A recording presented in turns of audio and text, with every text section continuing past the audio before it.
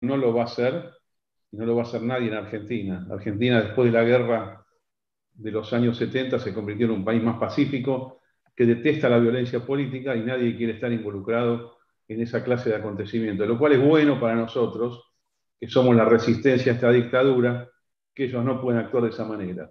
Unidos los dos factores, que estamos en el final y no en el inicio de una caída, aunque falta todavía un año, y la imposibilidad del sistema político de reprimir, me declaro optimista de mediano y largo plazo, sin perjuicio de que vemos todavía que tenemos un año donde van a pasar cosas que pocos se imaginan. Pero yo siguiendo mi lectura de los mercados, que para mí son los que indican las tendencias de fondo, me da que estamos en un proceso avanzado de terminación de un crash histórico. En materia de precio vamos a ver niveles muy inferiores a los de ahora. Todavía los mercados no rompieron los mínimos de marzo y abril. Argentina empieza a caer en noviembre del año 2017. O sea, Macri vivió sus 2 últimos años en baja. Y bueno, y este gobierno, por supuesto, arrancó en baja.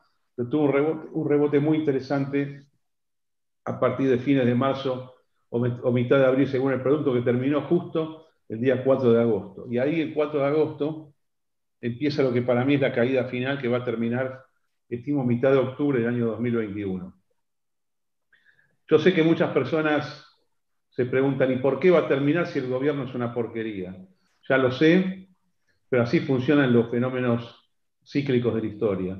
Aún con un gobierno pésimo, las cosas empiezan a mejorar. Y esa mejoría es la que hace o cambiar a ese gobierno pésimo, o barrerlo, o sacarlo del mapa. Y ahora, en este sentido, yo creo que nosotros, los que estamos en este Zoom, y personas de pensamiento similar, tenemos una oportunidad también histórica de ser alternativa política para el 2021 y 2023. Mi opinión es que las dos principales fuerzas que hay en el país en este momento no se corresponden con nuestro pensamiento. Es más, creo que una es peor que la otra. Creo que el actual gobierno es una mezcla de bolcheviquismo con maoísmo. O sea, en esto derivó el peronismo del siglo XXI. El gran peronismo que en el 73-76 le ganó la guerra al comunismo y que fue la garantía de que Argentina no sea un país comunista, y gracias a lo cual Argentina no fue país comunista, gracias al peronismo. Si no, Argentina ya hubiera sido comunista hace muchísimo tiempo, porque la población europea que dominaba la sociedad argentina era totalmente de izquierda. En el 73 al 76 nos salvó del comunismo la derecha peronista, el sindicalismo nacional. No el gobierno militar, ¿eh? El gobierno militar es otra historia, muy repudiable desde todo punto de vista. El que nos salvó del comunismo fue Perón e Isabel Perón. Pero después vinieron otros peronismos, uno muy bueno, el mejor de todo, que fue el de Menem, que fue la única vez que Argentina rebotó en serio y creció en serio, esos 8 años básicamente, del 90 al 98. Y bueno, después sufrimos la desgracia del kirchnerismo, después el macrismo y ahora de vuelta el kirchnerismo. El macrismo para mí no es opción política, yo lo vengo diciendo desde el año 2003 cuando ellos se formaron y lo sigo pensando. El macrismo es un movimiento socialista de izquierda, de ideología marxista, no leninista, pero es un partido socialista que ahora, para colmo, a su principal figura en cargo público, que es el intendente Sombrilla Larreta, lo mandaron o se mandó solo a ser socio de Alberto Fernández. El país es un triunvirato: Fernández, Larreta y Kicillof, lo cual confirma que de ninguna manera, para nuestra ideología liberal conservadora de la derecha nacional, eso puede ser un camino. Yo sé que algunas personas, con las mejores intenciones, creen que nosotros deberíamos jugar haciendo experimentos parlamentarios en el año 2021 y después adhiriéndonos a una especie de alianza liderada por el macrismo. Yo rechazo absolutamente esto y declaro que no estoy dispuesto a jugar de esa manera. Es más, declaro que es mucho más peligroso el macrismo que el kirchnerismo, porque como el macrismo se corresponde con el socialismo marxista no leninista, o sea, con el mencheviquismo, hablando en términos de la revolución soviética o presoviética, siempre los mencheviques te traen después a los bolcheviques. O sea que en realidad lo que estamos sufriendo ahora es culpa de Macri por el gobierno que hizo. El gobierno de Macri básicamente se describe en una jugada financiera que ellos hicieron. Macri cuando asume, de burro, en una mezcla de burro con empresario irresponsable y ladrón, que es lo que siempre él ha sido, él y su padre, ellos toman plata en el mercado, toda la que pueden. O sea, usan plata ajena para lograr sus objetivos. Y después cuando hay una dificultad, no pagan. Si no hay dificultad, se siguen endeudando, van renovando. Y dice, esto yo me lo anoto mentalmente con algo que no lo debo. Vinieron a hacer en el país lo mismo, fueron beneficiados en el pasado por licuaciones, por estatizaciones de deuda, y Macri llegó al gobierno y lo mandó a Caputo a tomar deuda afuera y a Sturzenegger a tomar deuda del Banco Central. El pedal financiero ese, que es muy común de jugador de mesa de dinero, le duró 2 años. No pudieron renovar la deuda y por eso fracasaron. No fracasó Macri porque no hizo las reformas estructurales, porque dio subsidios, no, por ninguna de esas cosas que se cree que fracasó porque hizo una jugada financiera que le salió mal. Y era muy previsible que le saliera mal. Ustedes fíjense las críticas que ellos hacen de lo que fue su gobierno, ninguna de esas críticas va a este punto. Endeudar al Estado es lo más contrario al liberalismo, es lo más contrario a nuestro pensamiento. Y además toda esta gente del gobierno cree que fracasaron por haber sido poco de izquierda. Ellos creen que debieron haber sido todavía mucho más de izquierda, con lo cual no tenemos nada que ver con ellos. Yo sé nuevamente que yo entiendo los móviles por los cuales uno adhiere a tal o cual ideología. Y muchas veces esos móviles son mucho menos ideológicos de lo que los propios adherentes creen. Creo que hay mucho de identificación de clase social o de tipo humano. Si yo veo a la gente que las caras que están acá, en este Zoom, y después los que nos van a seguir, van a ser mayoritariamente caras europeas de clase media. Algunos serán de clase media media, otros serán de clase media alta, pero básicamente gente de las grandes ciudades y quizás algún gringo del interior, que ve con alguna sorpresa, con algún espanto, a lo que es la base social del peronismo. Entonces resulta que el macrismo está compuesto por similar base social a la que está representada en este Zoom, y la tendencia de este grupo es decir, no, los civilizados son los macristas. A mí ese razonamiento no me sirve, no me alcanza. Porque a mí, si vos me decís que todo este grupo, bueno, que el partido PRO y el radicalismo, no importa la base social que tengan, pero que aplican políticas que sirven para el país, yo compro eso. Pero el problema es que hacen lo contrario, se colocan a la izquierda del más izquierdista de los peronismos. Así que yo personalmente no voy a hacer ningún experimento por el lado del PRO, lo descarto y lo pongo en la lista de nuestros enemigos. Nuestros enemigos son el PRO primero y después toda esta variante maoísta que ha surgido del peronismo. Creo que las posibilidades electorales existen, creo que es una cuestión de organización y armado. Tenemos la militancia suficiente para cubrir todo el país, lo único que tenemos que hacer es la unidad entre nosotros. La unidad siempre en esta clase de fuerzas políticas liberales es un problema, porque todos se creen muy importantes, todos nos creemos muy importantes y merecedores de cargos, honores, dinero y reconocimiento. Pero lo que yo conozco de la política, y es lo único que a mí me ha dado resultado, es la definición de los cargos a través de la votación de los afiliados o del electorado. Creo que más allá de las diferencias que tenemos, que hay un montón de puntos de diferencia, o quizás no hay diferencias y quizás esto es un problema de figuración de cada uno, se arregla con una interna. Una interna. ¿Quién tiene que votar en esta interna? Bueno, hay un montón de grupos, partidos afines. Yo pertenezco al Partido Demócrata Nacional, me afilié al Partido Demócrata de Capital, que integra el Partido Demócrata Nacional, que fue mi primer partido político. Pero yo asumo que el partido debería estar en conversaciones con otros partidos, o va a estar en conversaciones con otros partidos, para hacer una alianza más grande, tanto para el 21 como para el 23. Y puede ser que existan, esto es una idea personal, yo no hablo en nombre del partido, hablo a nivel personal, puede ser que existan otros grupos en formación, partidos en formación, que no lleguen a tener personería. Y acá hay dos posibilidades, decirle a eso, ustedes no son partido, no me importa, ustedes no valen nada, decirle, no importa que tengan personería o no, somos generosos, pero, y queremos que ustedes participen porque tienen muchísimo para aportar, a nivel militancia, a nivel dirigencial, o porque tienen buenas ideas, o porque nos necesitamos a todos. ¿Cómo se arregla esto? Una gran interna, distrito por distrito, para el año 21, de cargos selectivos. Como yo la haría hoy, no lo pensé mucho, pero que me surge es a padrón abierto, que voten los ciudadanos de de la provincia, los ciudadanos de la capital, los ciudadanos de Córdoba, Mendoza, provincia por provincia. Entonces, esto puede ser a través de las PASO, lo cual es fácil, hay que presentar listas en las PASO, y si es que hay PASO, yo creo que puede no haber PASO, entonces van a mandarse todos a hacer boletas, listas fijas, armadas arbitrariamente por la Junta de Gobierno, por las convenciones de los partidos. El gobierno va a decir que eso está bien, la justicia va a decir que está bien, entonces va a ir cada uno de estos partidos con una lista fija y la presenta.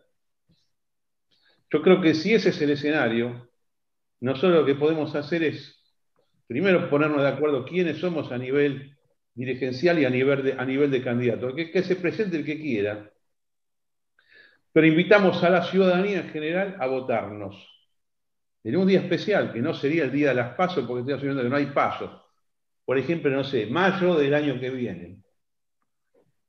Hacemos una interna distrito por distrito y vota el empadronado de cada distrito. Y por voto uninominal, no listas, queda confirmado, queda conformada la lista definitiva, las cabezas de diputados y las cabezas de otros cargos y los cargos subsecuentes por mayor cantidad de votos. Ojo que aquel tema de cupo, nos guste o no, el cupo existe, con lo cual prácticamente vos estarías votando dos categorías de personas, unos llamados hombres y otros llamados mujeres. Lamentablemente, la legislación discriminatoria, yo estoy en contra del cupo, obviamente, pero no hay forma de presentar una lista que no tenga cupo. Con lo cual, si yo tuviese que organizar esto, diría, capital, provincia de Buenos Aires, cada ciudadano del padrón, en la interna de nuestro partido de derecha nacional, liberal, conservador, derecha nacional, después le ponemos el nombre, nuestra coalición tiene 3 votos cada uno, pero tiene 3 votos femeninos, 3 votos masculinos. ¿Va? Vos agarrás cada una de las boletas, nombre a nombre, después se cuentan y así queda conformada la lista. Y eso es lo que el partido, la coalición, presenta como candidatos a la justicia. Me parece a mí que una interna de este tipo satisface las ambiciones legítimas de cada uno, pone la decisión en el votante, genera mucha publicidad, porque esto va a ser una cosa muy original, va a generar muchísima militancia, y con esto vamos a tener las bases para hacer una gran elección en el 2021 y una espectacular elección en el año 2023 para ganar. Para mí el 2023 es para ganar, no es testimonial. No es que somos socios menores de un presunto colegio electoral que no existe. A mí en lo personal, hacer política para cargos legislativos o para tener una porción del poder no me interesa. Me interesa que nosotros tengamos un gran frente nacional, un gran frente patriótico nacional. Esta es toda mi parte de derecha que yo tengo. La palabra nacional, el patriotismo. Soy liberal de derecha, no soy liberal que desprecia la patria, sino soy liberal pro patria, pro símbolos nacionales, pro instituciones básicas de la República. Soy lo mismo que fueron los que armaron el país en 1853 en adelante, y los que trataron de armarlo antes que no llegaron a sus objetivos políticos porque en el medio hubo una gran guerra civil en el Río de la Plata y en las provincias del interior. Pero creo que este es el mecanismo de unión más eficiente que a mí se me ocurre. Puede haber otros, puede haber votaciones digitales, puede haber padrones cerrados. Yo los veo mal los padrones cerrados hoy, No porque los vea mal en general, sino porque hoy los veo con problemas.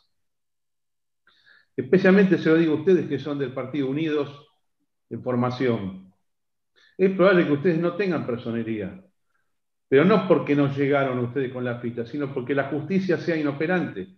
Hoy el país está parado por decisión intencional del gobierno para dañar y para avanzar con su plan totalitario.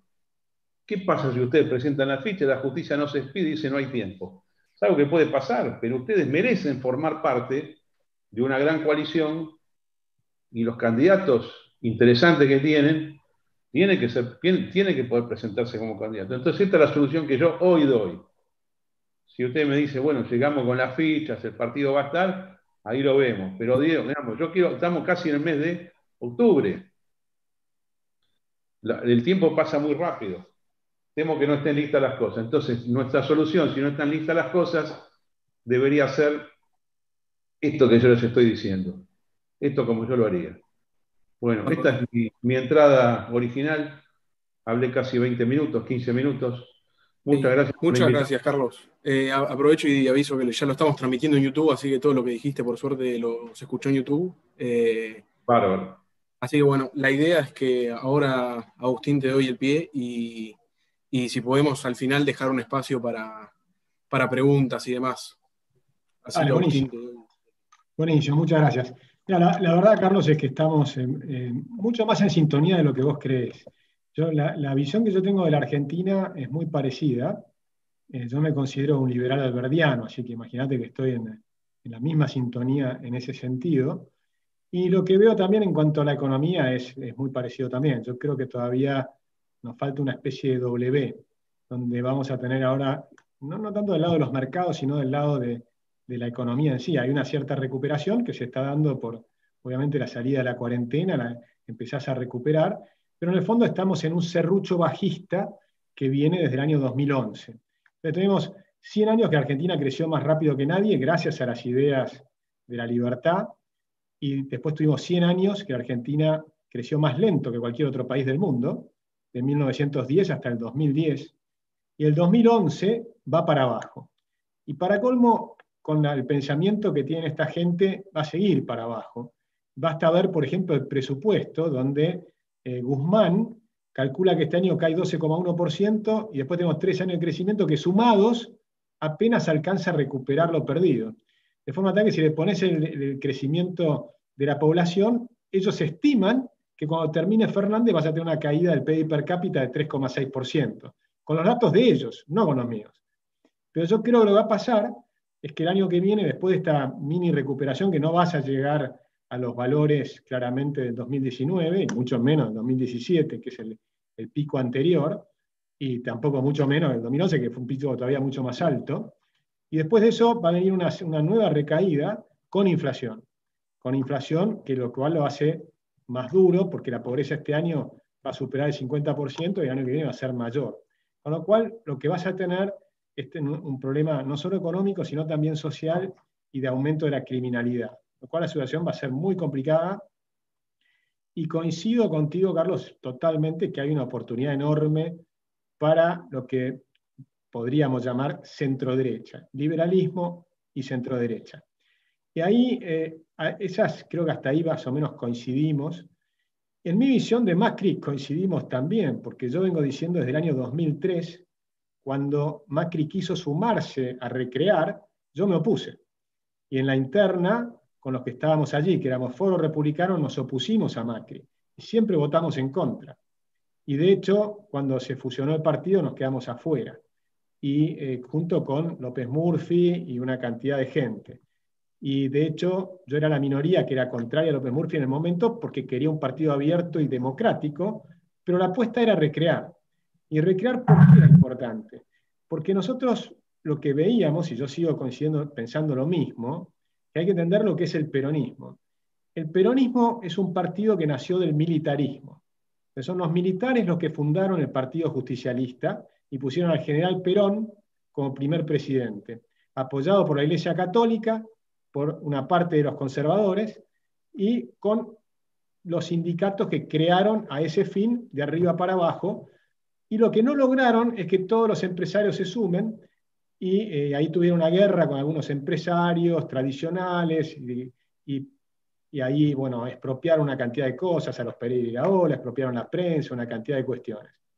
Pero como lo sacaron a Perón, la iglesia y los militares lo rajan al que habían puesto, después Perón vuelve con la ultraizquierda, y desde Puerta de Hierro fomenta las guerrillas de izquierda.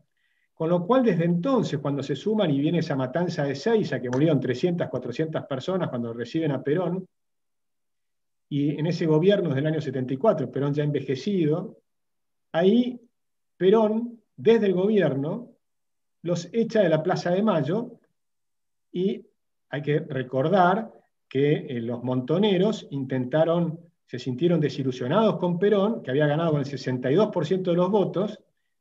Ya lo habían matado antes a Bandor, que era el líder sindical de derecha, ¿no? Porque recordemos que el movimiento peronista es un movimiento fascista, y la pata sindical del unicato sindical armado corporativamente con la Carta del Lavoro italiano que trajo Perón copiándola de Mussolini.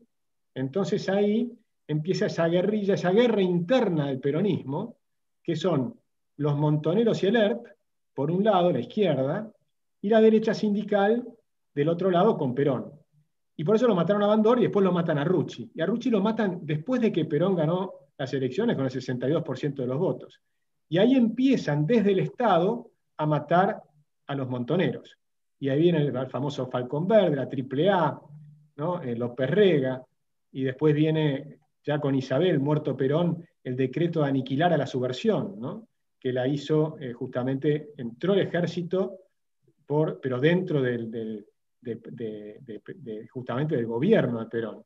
Con lo cual, hasta ahí es como se conformó el partido peronista, con una derecha hasta la ultraderecha y una izquierda hasta la ultraizquierda.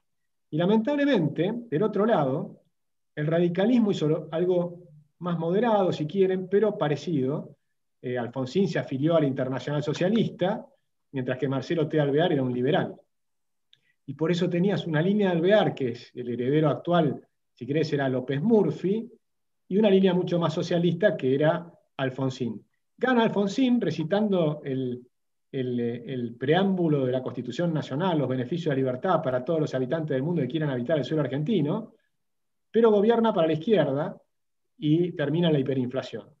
Y luego tengo una coincidencia adicional contigo, Carlos, que es que Menem fue el mejor gobierno desde que yo nací hasta acá.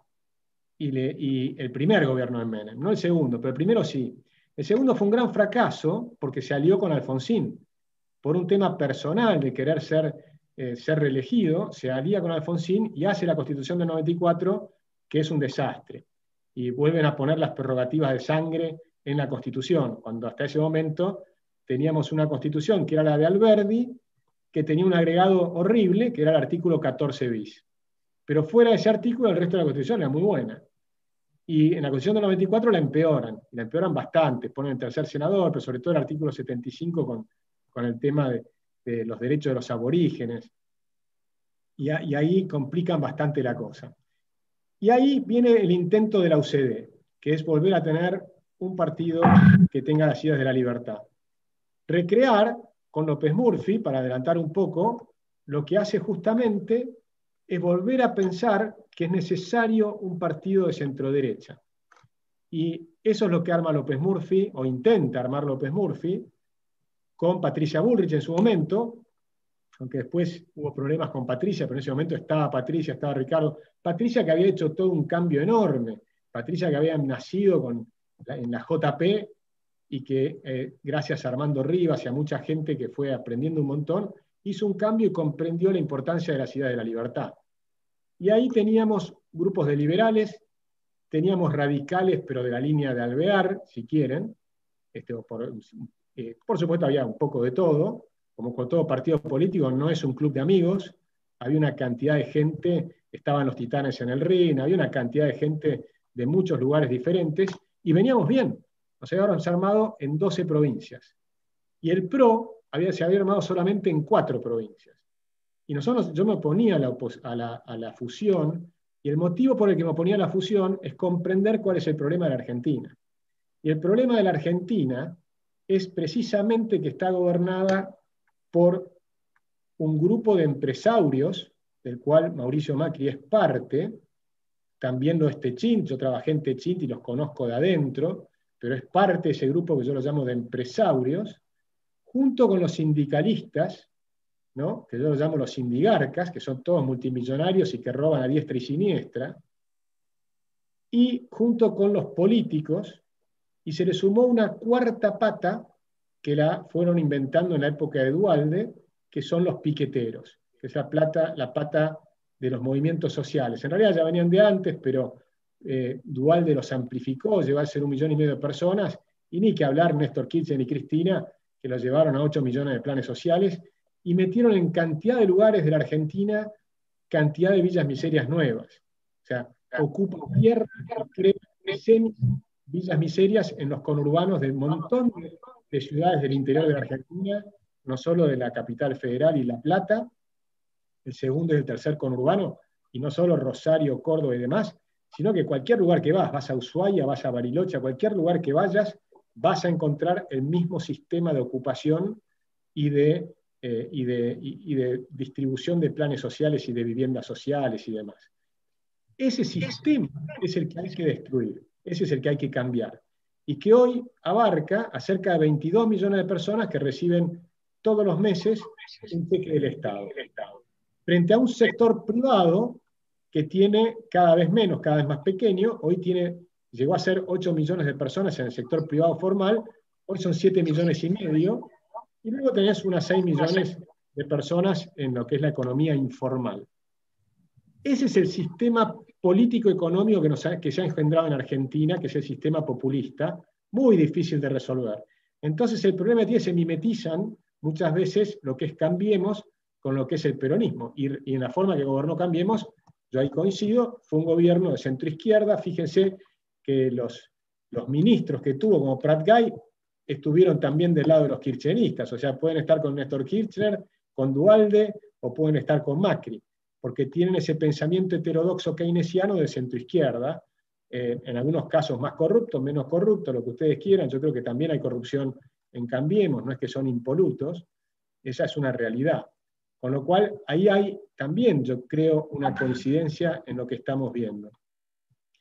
Y ahí me dicen, sí, que Prat Gay hacía campaña con Donda, porque de hecho muchas veces están con Donda, o sea, luego está Marcos Peña, que también mostraba toda esa parte socialista y demás.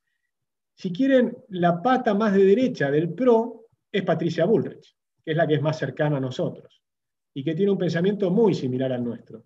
Pero el que está ahora teniendo la manija en Cambiemos, o en Juntos por el Cambio, no va a ser ese grupo.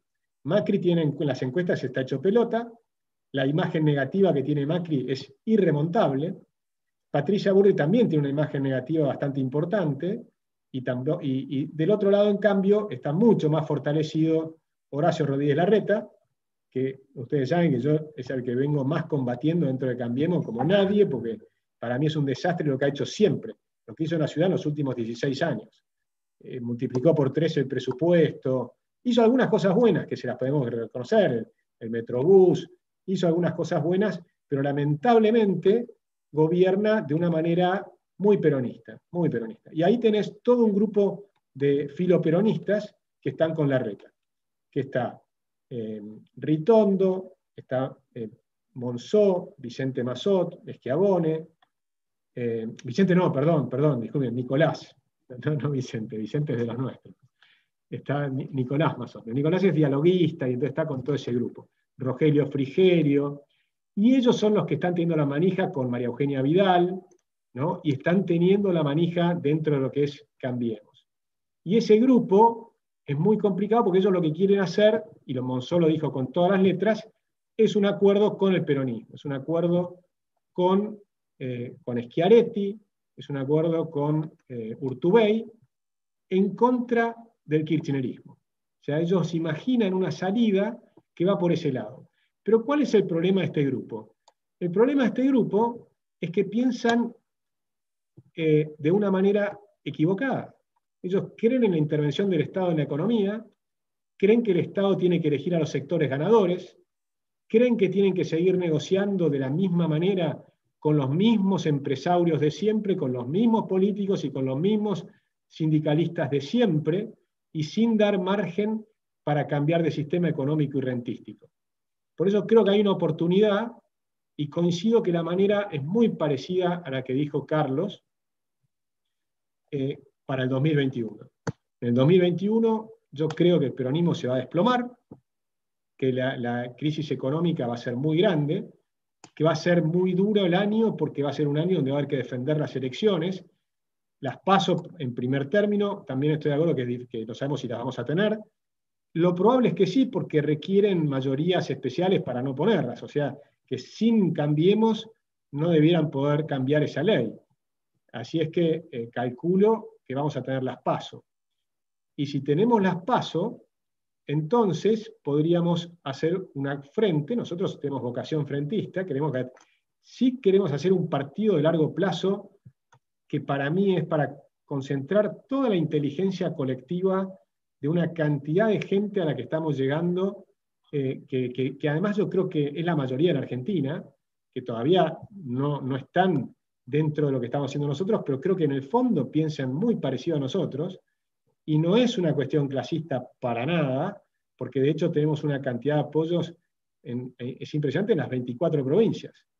Y lo mismo pasó en Libertad y Progreso. En Libertad y Progreso nos ponen plata desde las 24 provincias, y además nos ponen plata gente que está en La Matanza, en Moreno, en 3 de Febrero, en José Cepaz, en el segundo y el tercer cordón, y también te diría que al revés, que los que están en Recoleta son los que apoyan a Cambiemos. Así que hay una forma de pensar muy distinta de toda esta gente. ¿Por qué? Porque los países no les ofrecen ningún futuro. Y el futuro es lo que nosotros les podemos ofrecer, que es un cambio total de sistema económico y rentístico. Y eso lo hay que hacer, es una revolución alberdiana. Y es un cambio que obviamente no van a estar de acuerdo los grandes grupos empresarios que están protegidos por el sistema actual, que por eso los llamamos los empresarios.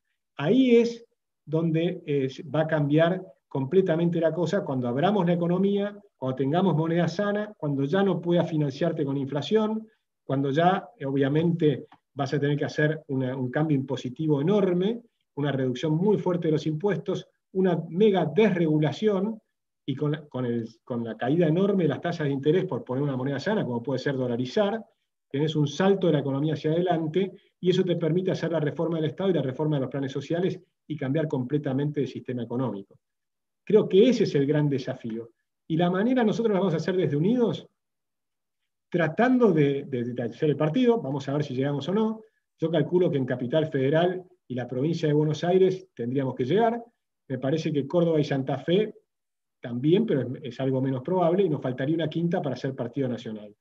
Pero como tenemos vocación frentista, la idea también es ir a un frente, y el frente creo que la mejor manera es a padrón abierto con las PASO, y ahí estamos también de acuerdo con eso. Y lo estamos charlando con el Partido Demócrata, y lo hemos charlado también con la UCD, lo estamos charlando con José Luis Espert y con López Murphy, y van a estar con Cynthia Houghton, yo creo que también tiene que estar Gómez Centurión, es decir que es un escenario amplio de convergencia, y nosotros en el partido, Unidos, sí vamos a hacer una interna previa para ver cuál es la lista que nosotros presentamos.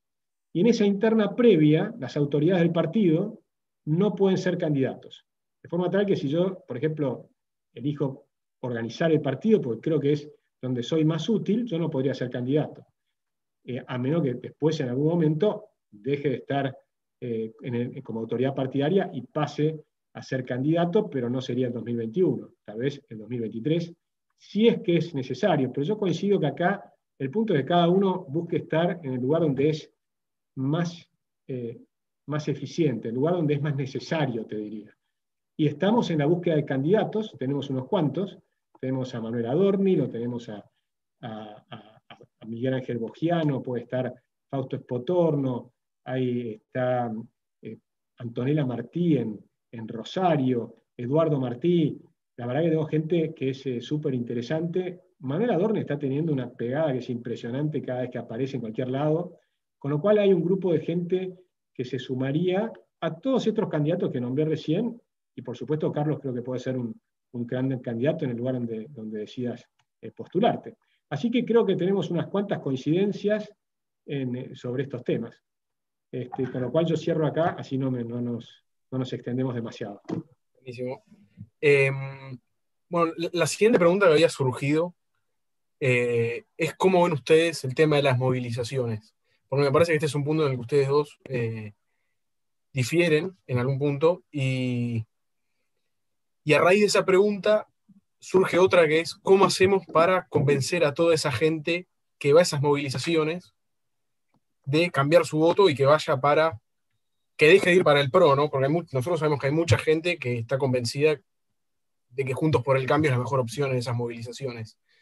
Entonces la pregunta en resumen es, ¿qué opinan ustedes de las movilizaciones y cómo o qué estrategia plantean para convencer a toda esa gente que va a las movilizaciones? Carlos, te doy el pie. Lo tenés que desmutear. Las movilizaciones son un arma política muy válida, muy útil. Lo que pasa es que tienen que ser orgánicas. Las movilizaciones donde un tipo dice nos vemos el domingo a las 17 horas en la Plaza de Mayo, eso no sirve porque, porque es muy disperso, porque no hay masa crítica. Ninguna movilización sirve si tiene menos de 20.000 personas. 200 personas no sirven, no hay que hacerlo. Además, tampoco hay que convocar a movilizar a cada rato, porque se gasta.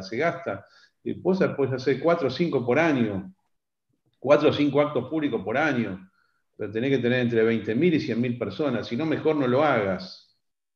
Y el otro problema es que la movilización se hace como con centurias, ¿no? Esto yo sé que a los que son muy liberales no les gusta, porque los ven medio fascistas, pero es un tema de que el mensaje que tiene que surgir de una movilización, vos pensás que te está filmando todo el periodismo, y especialmente el periodismo de la contra va a filmarte para ver gente que diga estupideces.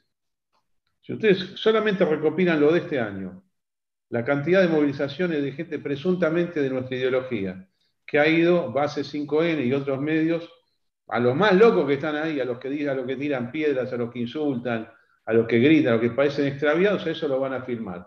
A los tipos que dicen inclusive que quieren matar a tal o cual persona. Bueno, para mí todo esto no funciona, yo estoy en contra. Por eso es que una vez le dije a C5N, no voy a movilizaciones pelotudas, porque sé lo que sucede. Ahora, las movilizaciones las tienen que convocar los partidos políticos orgánicos o en formación. A mí me da lo mismo, yo no hago mucha diferencia si tener personería o no tener personería. Sin duda que lo que ustedes están armando unidos ya es un partido, o es una cosa que tiene entidad como para formar parte de una mesa y decir, bueno, el 15 de octubre, en tal plaza, con tales consignas muy claras, 3 consignas, 4, vamos a hacer un acto y van a hablar estos 3 o 4 personas. Y obviamente tiene que haber seguridad propia bloqueando a un loquito que entre ahí a hacerse pasar como propio, ¿no? O por ahí siempre aparece alguno que va vestido de nazi, ese tipo de cosas hay que realizarlas inmediatamente. Así que yo estoy de acuerdo, pero con esta condición. Las movilizaciones tienen que ser orgánicas. Pero vuelvo atrás con lo que dijo Echevarne, no para contestarle, sino en general para coincidir. Está claro que coincidimos en la ideología de fondo. Me gusta escuchar que él no está ya tan cerca del macrismo. Ya sé que nunca le gustó mucho, pero yo sé que tuvo una esperanza él en el 2015 con Macri. No importa, esto no es para hacer cargos a nadie. Me gusta que esté como decepcionado con el macrismo. Sí, él fue muy crítico de Larreta con las cosas que iba haciendo en la ciudad y siempre compartí ese pensamiento. Pero es bueno que entre todos aquí estemos pensando que no es que no podemos ser socios menores del macrismo, sino que tenemos que ir con lista propia, en el 21 y en el 23. Y lo último que quiero destacar es el mecanismo de las internas como solución para armar las listas. Bueno, lo vi esperanzado a Echevarne con que haya pasos, efectivamente. Si el método son las pasos, bueno, todos los entes que componen los partidos, todos, es más fácil todavía, si hay pasos en realidad. Ahí hay que presentar listas, pero pongamos reglas de juego en las cuales las listas pueden ser mixtas, pueden ser de gente no partidaria, y yo no sé si voy a ser candidato o no, supongo que sí, o por ahí me interesa y declaro que me interesa ser candidato el año que viene, solamente a diputado nacional, no iría para concejal. Pero en ese caso, ¿cómo haría? Yo me junto con Echevarne, con el Partido Demócrata, con el Partido Autonomista, bueno, con todos los que son afines, con Recrear, y nos ponemos de acuerdo en una lista. O en varias listas, Si coincidimos, coincidimos, pero de lo que digo que pueden ser mixtas esas listas. Y además no olvidar el tema de las mujeres. Es imposible, no hay forma de hacer esto sin mujeres. Están faltando mujeres, seamos realistas. Yo sé que recién nombraron a Antonella Martí, está María Saldívar, hay muchas mujeres, pero bueno, no hay masa suficiente. Entonces, hacemos la lista, vamos al cuarto oscuro, el día de las PASO, y después, bueno, ¿cómo se divide internamente? Porque ahí viene el otro tema. El sistema electoral de reparto entre varias listas se hace con un acuerdo interpartidario. Bueno, hagamos repartición proporcional DONT más el cupo. O sea, es un ejemplo cómo queda todo. Pero es la única salida que hay si no puede haber voto uninominal. Pero lo importante es haber coincidido en esta charla tres cosas. Ideológicamente, en general, si uno es más de Alberdi o es más de la escuela austríaca o es más política práctica, yo los conozco a todos los clásicos, los he leído. Algunos me parecen buenos, otros me parecen medios infantiles. Von Mises era un crack, Hayek que está sobrevalorado, Milton Friedman era bueno, Ayn Rand, bueno, muy exceso de idealismo. Alberdi me gusta, pero me gustaba más Vélez Sarsfield a mí. Bueno, estas son preferencias del pasado, pero la verdad que no tiene mucha importancia. Si en el frente tenemos al Partido Socialista del PRO y al Partido Maoísta del Kirchnerismo, es decir, son mínimas las diferencias. Entonces no vamos a estar peleando por eso. Segundo punto por el cual no vamos a estar peleando, por lo que dijo Echevarne, es la consideración del PRO, lo dejamos afuera. Y el tercer punto es el sistema electoral, que estamos coincidiendo de una u otra manera, con uninominal si no hay paso, y con listas si hay paso, con lo cual los arreglos son perfectamente posibles, y es momento de dejar las diferencias además, y es momento de dejar cierto tipo de comentarios, de los cuales yo soy copartícipe también, que se hacen en tiempo no político, que son las chicanas que ponemos por internet. Bueno, ya está, ahora vamos a hablar amistosamente, cordialmente, como en esto. Si alguien quería ver un debate donde yo me iba a pelear con Echevarne, bueno, eso no pasó, no va a pasar, no tiene sentido. Estamos en una época de coincidencia, así que a trabajar. Gracias a todos. Agustín, te dejo cerrar con la pregunta anterior. La verdad que coincido también mucho en todo, porque sigo creyendo. Yo trabajé en muchísimas marchas contra Cristina, en todas las marchas grandes. Hice un trabajo, en Naciones es un trabajo justamente sobre el mensaje de las marchas. Y, por ejemplo, el 13 de septiembre del 2014, que llevamos, no sé, fueron como 150.000 personas a la plaza. 2012 fue eso. 2012, a las distintas plazas. Y me acuerdo que ahí hicimos una reunión que nos juntábamos siempre en lo de Patricia Bullrich, y venían personas que teníamos unos cuantos seguidores. El que más seguidores tenía era una página web que se llamaba Matemos a Ricky Ford. Bueno, y después, pobre, se murió Ricky Ford, un desastre. Pero le cambiaron el nombre. Y ese tenía 1 millón de seguidores. Y teníamos, entre todos, teníamos, no sé, 3 millones de seguidores. Éramos 30 personas que teníamos cierta cantidad de seguidores. Y ahí les hice una presentación que les mostré yo no teníamos financiamiento para hacer encuestas ni nada, pero hicimos 2 campañas muy simples en Twitter de 10 frases muy duras y en cambio de 10 frases propositivas alberdianas. Y el retweet que teníamos de la campaña de las 10 frases duras era 1/10 del retweet que teníamos en las frases propositivas, en favor de la justicia, en favor de la república, en favor de armar un país distinto, en positivo y demás. 10-1, porque la gente lo que quiere es vivir bien, no quiere la guerra, lo que quiere es un país normal. Y entonces sale a la calle para pelear por un país normal, más que para pelear, sale para marchar en favor de un país normal, y sobre todo no tiene que haber violencia, pues si hay violencia se retrae la mayoría, y lo que necesitamos es cantidad de gente. Con lo cual, la manera es esa. Me acuerdo que ahí justamente había algunos que habían ido con unas banderas que decían, una bandera nazi que ponía Cristina 2015.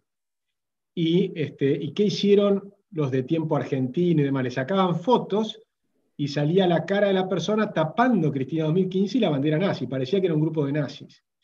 Mostrándoles esas fotos y cómo las manipulaban la prensa, logramos que bajen todos esos temas, que bajen todas las campañas agresivas, y del 13 de septiembre al 8N pasamos de 150.000 a 1,5 millones de personas.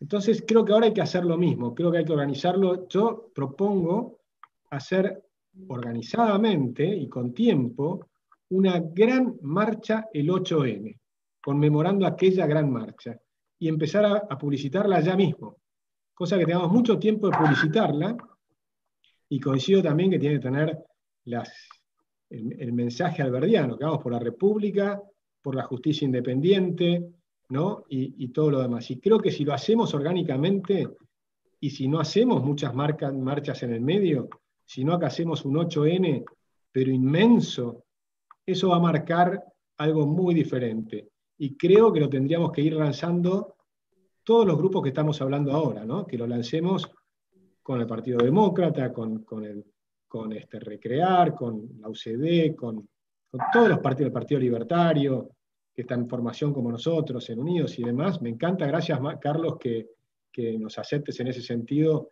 Me parece muy generoso que digas que nos pondrías, aunque no tengamos el partido armado. Espero tener el partido armado, pero reconozco esa generosidad y me parece muy valioso. Así que eso, ¿cómo no?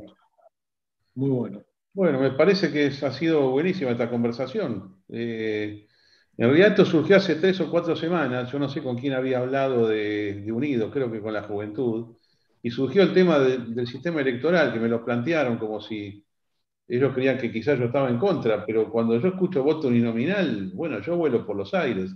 El único cargo público que tuve en mi vida fue por voto uninominal, fue en la UCD. Yo fui concejal de la ciudad 4 años, en una interna única donde se votaba nombre a nombre. Ahí yo salí, inclusive que no era candidato del oficialismo del partido, sino que tenía un grupo aparte. Pero es la forma de validarse y la forma de unir democráticamente a personas que legítimamente tienen ambiciones de siempre a través del voto de la gente. Discutimos el sistema electoral, cuanto menos sábana sea mejor, pero bueno, y si no será sábana porque no hay otro, porque no se puede pasar por la ley nacional. Así que me parece que estamos ya con una cantidad de coincidencias importantes como para avanzar. Y finalmente lo que digo es que a mí me gusta la idea de una gran movilización y hay que hacerla con tiempo, y también coincidimos acá en que siempre es con consignas claras y sin loquitos y sin gente violenta. La violencia, en todo caso, que la empiecen ellos, los antidemocráticos, el gobierno, no sé, algún grupo delirante, pero nosotros nunca podemos iniciar violencia. No hace falta. Si en algún momento la política argentina se torna violenta, pasa como era en los años 70, bueno, no van a hacer movilizaciones, directamente van a tener que tener fuerza de choque. Hay que cambiar la regla del juego, pero estamos en las antípodas de eso, y del lado nuestro siempre van a salir mensajes pacíficos y democráticos.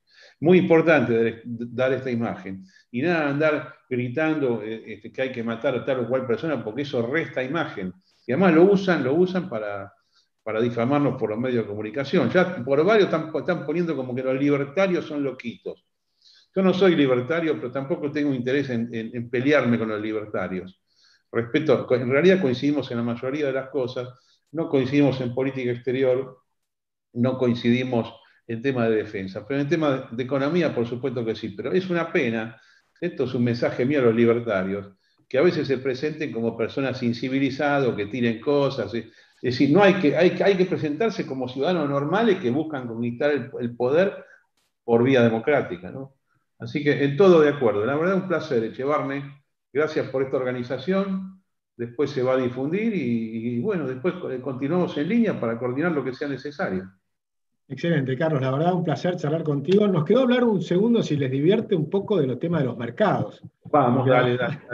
Eso a mí me divierte mucho, a mí me interesa ver qué estás mirando de ese tema. Yo te cuento lo que estoy viendo. Para mí estamos en una burbuja impresionante, pero creo que no terminó la burbuja. Creo que la burbuja esta, el que ahora estamos en una corrección, pero creo que va a continuar. Y además esta gente de la Reserva Federal tiene una visión que está cambiando para peor, y están haciendo más laxos, están diciendo que van a estar manteniendo las tasas cero hasta el 2023. Y eso va a generar una burbuja más grande todavía, y creo que va a ser que después puede tener una caída muy, muy grande, pero más adelante, ¿no? Tal vez me encantaría ver, yo sé que vos seguís mucho Elliott Wage y demás, para ponerle un poco el timing a esta cosa, ¿no? Como para resumir, yo lo que veo es lo siguiente. A mí, esto no es que lo digo ahora, que ya pasó. En la caída de febrero y marzo de los mercados mundiales, a mí me daba que era una caída al estilo 1987, una caída violenta, rápida, pero que enseguida se revierte. Efectivamente pasó eso. ¿Por qué dije eso? Porque de toda la estructura alcista que viene desde marzo del 2009, que ese fue el mínimo después del crash del 2007 al 2009, me daba que no había una terminación. O sea, en los picos que vimos a principios de este año, en los mercados norteamericanos y mundiales en general, no estaban para un crash, estaban para una pequeña corrección. Fue más grande, agrandada por el coronavirus y por la pandemia y por todo el miedo mundial. Pero así como cayó el día 27 de mayo, yo dije, señor, terminó a la baja, efectivamente terminó a la baja, vamos a nuevos máximos. El mercado fue todavía mucho más alto de lo que yo pensaba, sin corrección. Ahora, subió una troja esto. Y me parece ahora que está de corto plazo para un pequeño ajuste. Pero si vos me preguntás el año que viene, ¿vamos a estar más bajo, más alto que ahora? Yo digo, vamos a estar más alto. Y en el 2022 más alto todavía.